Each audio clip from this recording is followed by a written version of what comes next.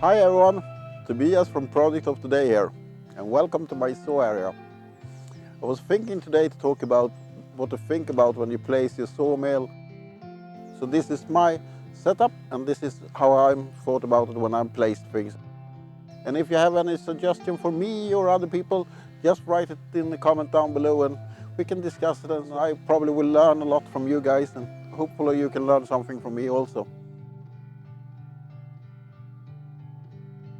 In front of me you see my bandsaw mill from Woodland Mills. It's the HM122, and behind me it's the Logosol Farmers with a speed saw E5 on it. And if you check how both of them stands and sawing from that down, it's because the sun is going this way. So when I'm sawing, I always have the sun in my back. Here is my bandsaw mill. I'm really fortunate here, since beneath the ground here is a big rock all over my saw area.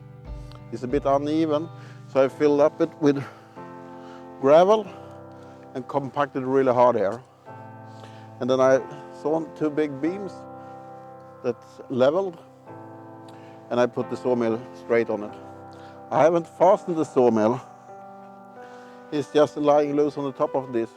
It's because if I by mistake hit it with the crane and so on, I will not bend anything. I just push it a little bit aside, and it's worked really good actually.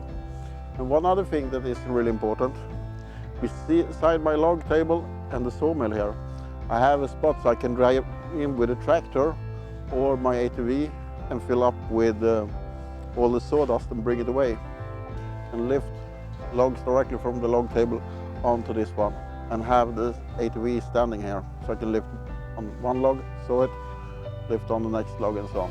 Here's my chainsaw mill, and important things around this one is manage all this sawdust. So you see I have a wall here and the sawmill.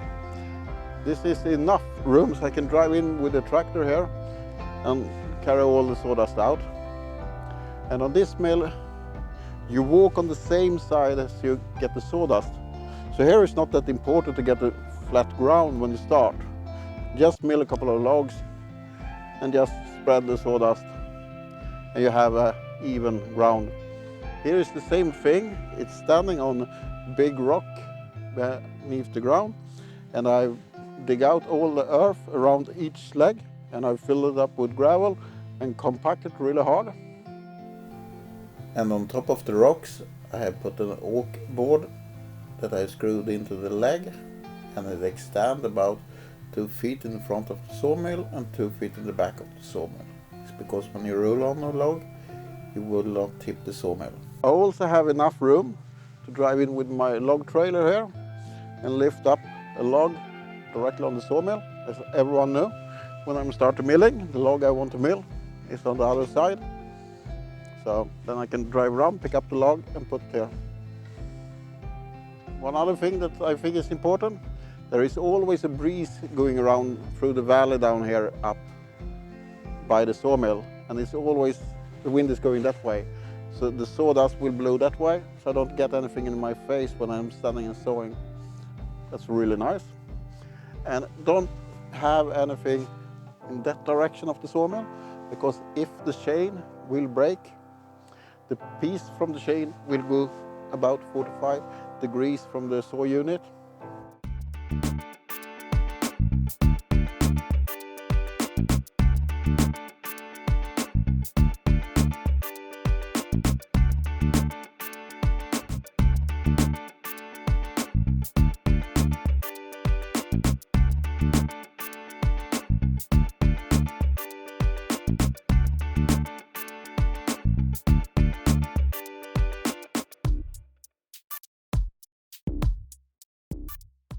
Here's the storage for just freshly cut lumber.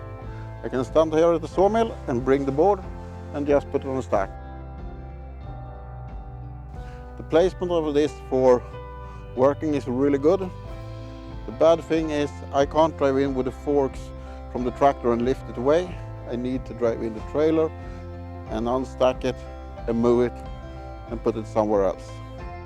And this one is built like I have two big beams on the bottom and I have cross beams like this.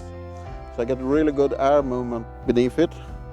And down here is a valley with a small breeze through it all the time, so I get air movement through the stack that make it dry in a perfect time. So it's not too fast, not too slow, so it will not crack and so on.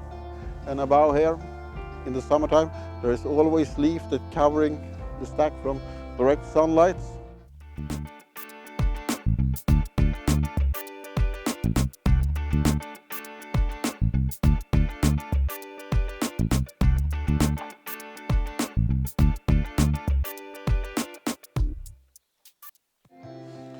Here's my log table setup. I have a board between each leg of my sawmill. It's bolted directly into the leg. Make it really steady in this direction. And also I have, so I can put up this straight over and roll a log up here and just remove it so I can walk here. And the log table is really simple. It's all made of oak. And I have a big stump down here and a big beam. The beam here and the cross member I'm sitting on right now. Simple as possible. The only thing is a little bit short, but I will probably extend it a couple of meters more. One other thing that is good is if you can drive in with a trolley or something to remove the saw unit. It's rather heavy, so I drive up my ATV trailer here and just lift on. And the same with the bandsaw mill. I can take my log crane and just lift the whole bandsaw mill and put it in for storage.